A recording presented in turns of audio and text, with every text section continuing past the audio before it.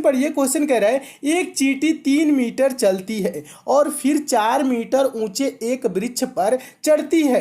वह अपने, ठीक है, कह रहा है अपने मूल स्थान से वह कितनी दूरी पर है। इस पे दोस्तों दो टाइप के प्रश्न बनते हैं, ठीक है, पहला टाइप का और दूसरा टाइप का। ठीक है, तो पहला टाइप का कौन सा बनता है, ये वाला जो क्वेश्चन है इसको मैं सॉल्व करने की कोशिश कर रहा हूं और आप दोस्तों क्या करिएगा, समझने की कोशिश करिएगा। ठीक है, देखिए कह रहा है एक चींटी 3 मीटर चलती है। क्या होती है दोस्तों, एक चींटी 3 मीटर चलती है, यानी मान लेंगे दोस्तों चींटी इस पॉइंट से चल रही है। कितना मीटर चली है दोस्तों, 3 मीटर चली है और फिर 4 मीटर ऊंचे वृक्ष पर चढ़ती है। ये वृक्ष मान लेंगे दोस्तों 4 मीटर का है। कितने मीटर का है, 4 मीटर ऊंचे वृक्ष पर चढ़ जाती है। और प्रश्न अब क्या पूछ रहा है, प्रश्न देखिए पूछ रहा है अपने मूल स्थान से वह कितनी दूरी पर है। मूल स्थान यानी कि ये वाला है, यहाँ पे जहां से चलना स्टार्ट की है और यहाँ पे पूछ रही है वह कितनी दूरी पर है। तो ये दूरी कहने का मतलब ज्यादातर स्टूडेंट क्या करते हैं, जोड़ लेते हैं। 3 मीटर चली इधर, 4 मीटर चली इधर, 4 3 क्या हो गया दोस्तों 7, और 7 मीटर आंसर देखते हैं, तुरंत टिक कर देते हैं और आंसर गलत हो जाता है। ये ऐसा प्रश्न ये नहीं पूछ रहा है। प्रश्न अगर जो पूछता वह कुल कितनी दूरी चली, तब तो इसका आंसर हो जाता 7 मीटर। पहला टाइप का ये प्रश्न बनता है, वह कुल कितनी दूरी चली। इतना आसान तो पूछेगा नहीं पेपर में। ये क्या पूछता है दोस्तों, वह मूल स्थान से कितनी दूरी पर है, यानी कि ये वाला दूरी पूछ रहा है। ये वाला जो दूरी देखिए, जो मैं रेखा खींच रहा हूं ना, ये वाला दूरी पूछ रहा है। यहां से यहां तक की दूरी कितनी है, ये चीज पूछता है। तो दोस्तों जब ये पेड़ पे चढ़ी है तो यहाँ पे क्या हो गया दोस्तों, 90 डिग्री का एंगल बन गया है। कहने का मतलब है दोस्तों ये 4 है ना, ये लंब है और ये आधार है, और 90 डिग्री के सामने वाला ये जो दोस्तों एंगल है, ये क्या है दोस्तों, कर्ण है। तो कर्ण क्या होता है, कर्ण का मान कैसे निकाला जाता है, तो कर्ण बराबर दोस्तों होता है अंडर रूट लंब का स्क्वायर प्लस आधार का स्क्वायर। कहने का मतलब है कर्ण बराबर क्या होता है दोस्तों, कर्ण बराबर क्या होता है, देखिएगा कर्ण बराबर क्या होता है, कर्ण कैसे निकाला जाता है, अंडर रूट में लंब का स्क्वायर, यानी कि 4 का स्क्वायर क्या होगा 16 और प्लस आधार का स्क्वायर 3 का स्क्वायर क्या हो जाएगा 9, 16 9 दोस्तों क्या हो जाएगा, 16 9 25 हो जाएगा। अंडर रूट 25 का मान क्या होता है दोस्तों,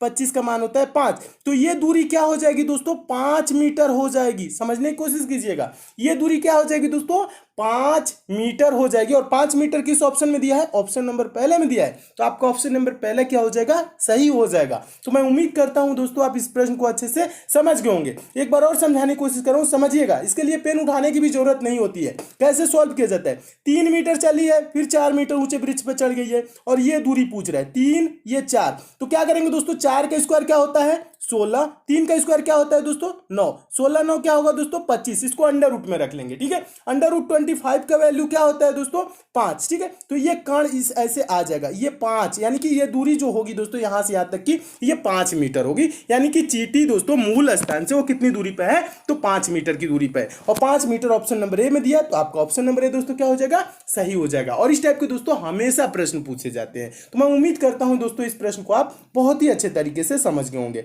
अगला क्वेश्चन देखिएगा, दूसरा क्वेश्चन है। दूसरा क्वेश्चन आपका सीरीज से है, यह भी इंपॉर्टेंट क्वेश्चन है, यह भी पूछा गया क्वेश्चन है। देखिए प्रश्न है, नीचे दी गई श्रृंखला में प्रश्न चिन्ह के स्थान पर कौन सी संख्या आएगी। प्रश्न चिन्ह है कहाँ, देखिए प्रश्न चिन्ह यहाँ श्रृंखला में दिया गया है और यहीं पे पूछ रहा है कि कौन सी संख्या आएगी। तो दोस्तों सीरीज से रिलेटेड कभी भी आपके पेपर में प्रश्न है तो आप क्या करेंगे, सीरीज को देखेंगे, सीरीज कैसे आगे चल रही है। तो जैसे दोस्तों ये सीरीज कैसे चल रही है, देखिएगा 3 है दोस्तों, 3 के बाद 5, 5 के बाद 6, 6 के बाद दोस्तों 12 हुआ, फिर 12, उसके बाद प्रश्न चिन्ह 24 26। यानी कहने का मतलब है अगर जो आप डिफरेंस देखें दोस्तों, यानी अंतर देखें, तो 3 के बाद 5 हुआ 2, फिर 5 के बाद 6 1, 6 के बाद दोस्तों 12 हुआ 6, 12 के बाद दोस्तों 12 है यानी कि 0, फिर उसके बाद प्रश्नवाचक चिन्ह, उसके बाद से दोस्तों 24 है 26 है यानी कि 2 इधर। ठीक है, यानी ये यहाँ पे आपको कुछ नजर नहीं आ रहा होगा इस टाइप से कि ये सीरीज कैसे आगे बढ़ रही है या घट रही है, कुछ भी इस यहाँ पे आपको समझ में नहीं आएगा। यहाँ पे देखेंगे दोस्तों 2 1 6 0 ऐसे कोई कुछ भी नहीं समझ में आ रहा है। जब इस टाइप से आपके सीरीज सामने आ जाए और दिखे कुछ भी जब समझ में ना आए,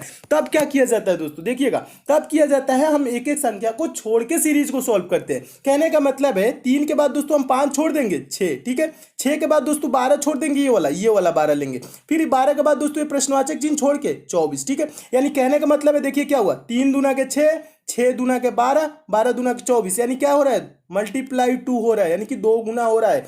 3 दूना के 6, 6 दूना के 12, 12 दूना के 24। ठीक है, अब देखिए अब क्या करेंगे, दूसरा जो है जो बचा है बीच वाला उसे हम लेके चलेंगे। कहने का मतलब है 5 के बाद दोस्तों 12 हुआ, यानी क्या हुआ है दोस्तों 5 के बाद 12, यानी कि यहाँ पे मल्टीप्लाई नहीं हो रहा है, जुड़ा है। कितना जुड़ा है दोस्तों, 5 में 7 जोड़ेंगे तो 12 हो जाएगा, यानी 7 जुड़ा है। 12 के बाद दोस्तों क्या होगा, इसमें भी 7 अगर जो जोड़ दे तो यहाँ पे दोस्तों क्या हो जाएगा, 19 हो जाएगा। और 19 के बाद दोस्तों 7 जोड़ दे तो क्या हो जाएगा दोस्तों, 26 हो जाएगा। और 26 यहाँ पे दिया हुआ है, तो यहाँ पे प्रश्नवाचक चिन्ह पे भरी जाने वाली संख्या क्या हो जाएगी, 19 हो जाएगा। और 19 किस ऑप्शन में दिया है, तो ऑप्शन नंबर पहले में दिया है, तो आपका ऑप्शन नंबर पहले दोस्तों क्या हो जाएगा, सही हो जाएगा। तो इस टाइप से सीरीज आपको एकदम अच्छे से समझ में आ गई होगी, और ये सीरीज कैसे चली है पूरा आपको क्लियर हो गया होगा। तो मैं उम्मीद करता हूं दोस्तों आप इस प्रश्न को बहुत ही अच्छे तरीके से समझ गए होंगे। क्या किया जाता है दोस्तों, जब सीरीज ना समझ में आए तो एक एक संख्या को छोड़ के सॉल्व किया जाता है, तब सीरीज समझ में आने लगती है। ठीक है, और इसका आंसर क्या हो जाएगा, 19 हो जाएगा।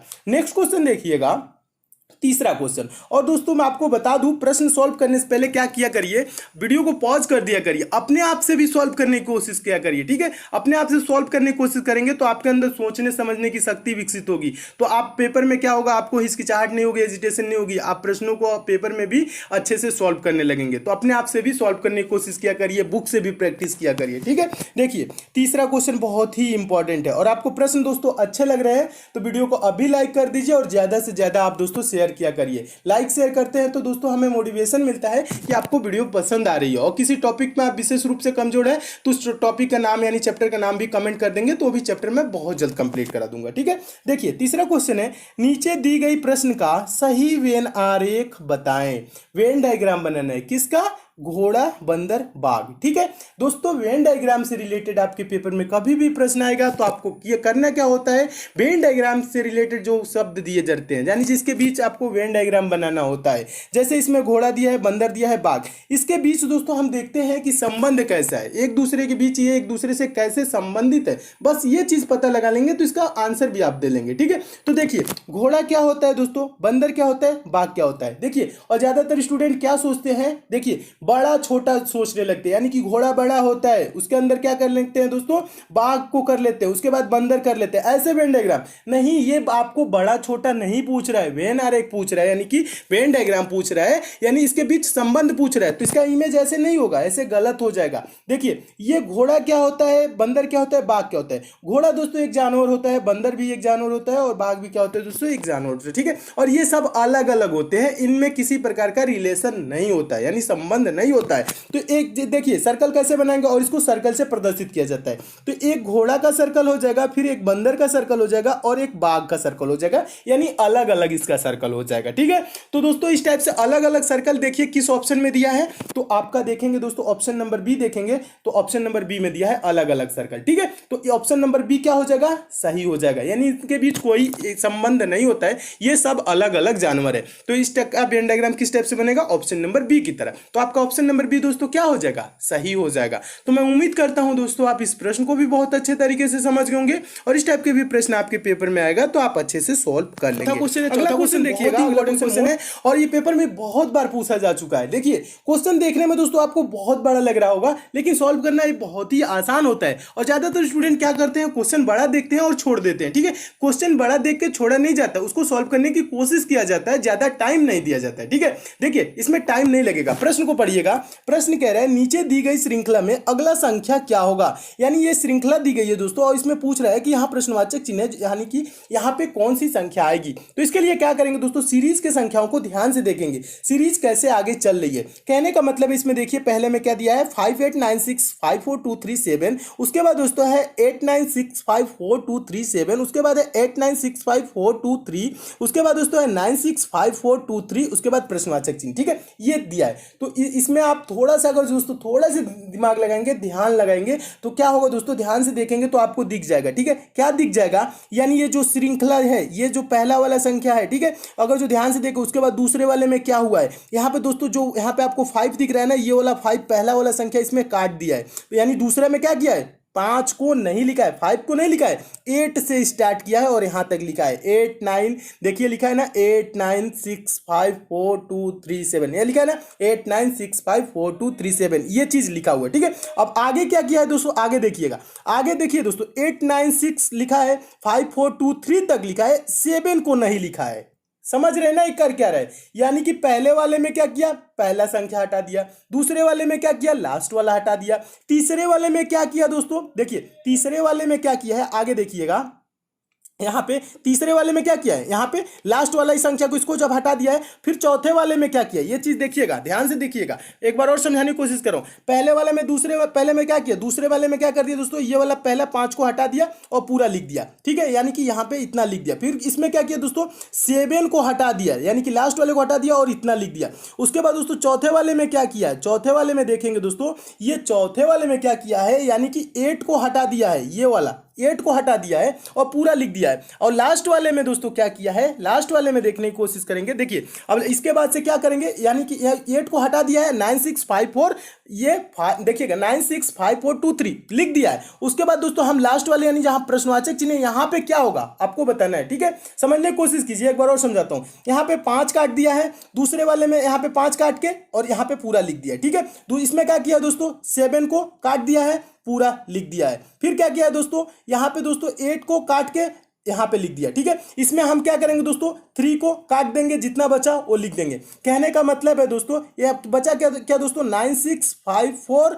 2, 9 6 5 4 2 इसका राइट आंसर होगा, जो कि ऑप्शन नंबर डी में दिया है। तो आपका ऑप्शन नंबर डी दोस्तों क्या हो जाएगा, सही हो जाएगा। तो इस टाइप के भी प्रश्न आए दोस्तों तो आप ऐसे सॉल्व कर सकते हैं। एक बार समझ लीजिएगा, ज्यादा कुछ नहीं किया है, बस 5 काटा है फिर लिख दिया। ठीक है, फिर इसमें क्या किया है दोस्तों, 7 को काटा है लिख दिया। ठीक है, फिर इसमें क्या किया है दोस्तों, 8 को काटा है लिख दिया। फिर आगे क्या करेंगे दोस्तों, 3 को काटेंगे लिख देंगे। ठीक है, 3 को काटेंगे लिख देंगे, तो इसका आंसर क्या हो जाएगा, ये हो जाएगा। देखिए दोस्तों बहुत ही आसान क्वेश्चन है और ये बहुत बार पूछा जा चुका है, और मैं उम्मीद करता हूं दोस्तों इस प्रश्न को आप बहुत ही अच्छे तरीके से समझ गए होंगे। नेक्स्ट क्वेश्चन देखिएगा दोस्तों, 5वां क्वेश्चन कैलेंडर से है और मोस्ट इंपॉर्टेंट क्वेश्चन है, और रेलवे एग्जाम में ये प्रश्न पूछा जा चुका है। देखिए क्वेश्चन क्या कह रहा है, यदि 30 जनवरी 2013 गुरुवार रहा हो, गुरुवार मतलब क्या होता है दोस्तों, बृहस्पतिवार होता है। ठीक है, बृहस्पतिवार रहा हो तो 2 मार्च 2013 को कौन सा दिन था, ये चीज पूछ रहा है। तो दोस्तों इस टाइप के प्रश्नों को कैसे सॉल्व किया जाता है, देखिए अगर जो इस टाइप के प्रश्न आए तो आपको किया जाता है, करना क्या होता है दोस्तों, करना क्या चाहिए। देखिए 30 जनवरी 2013 से 2 मार्च 2013 तक हम दिन निकालेंगे, कितने दिन होंगे। ठीक है, ये चीज इनके बीच की दिन निकालेंगे। तो देखिए यहाँ पे आप करना क्या है, 30 जनवरी यानी कि जनवरी टोटल कितने दिन का होता है दोस्तों, जनवरी कितने दिन का होता है, 31 दिन का होता है। जनवरी कितने दिन का होता है, 31 दिन, और 30 दिन तो बीत गया, बचा इसमें कितना दिन दोस्तों, 1 दिन। फेब्रुवरी कितने दिन का होता है दोस्तों, 28 या 29 दिन का।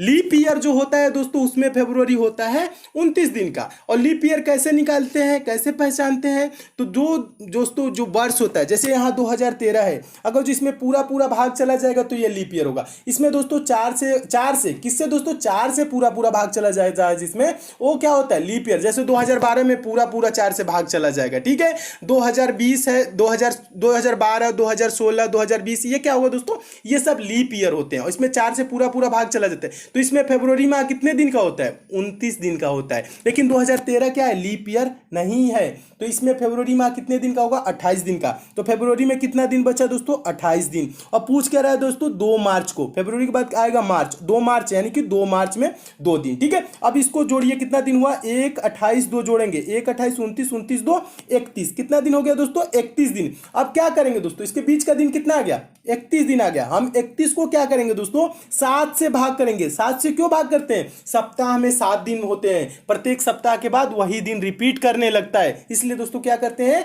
7 से भाग करेंगे। 31 को दोस्तों 7 से भाग करेंगे तो क्या होगा, 7 चौक 28 हो जाएगा। और यहाँ पे शेषफल में क्या बचेगा, शेष क्या बचेगा, 31 में से 28 घटाएंगे तो क्या हो जाएगा, 3 बचेगा। ये जो 3 दिन बचा ना, इसी को क्या करेंगे, गुरुवार में जोड़ देंगे। गुरुवार यानी कि बृहस्पतिवार में 3 दिन जोड़ेंगे, 1 दिन जोड़ेंगे तो क्या होगा दोस्तों, शुक्रवार, 2 दिन जोड़ेंगे शनिवार, तीसरा दिन जोड़ेंगे रविवार। रविवार किस ऑप्शन में दिया है, तो ऑप्शन नंबर डी में दिया है। तो आपका ऑप्शन नंबर डी दोस्तों क्या हो जाएगा, सही हो जाएगा। तो मैं उम्मीद करता हूं दोस्तों इस प्रश्न को भी आप अच्छे से समझ गए होंगे और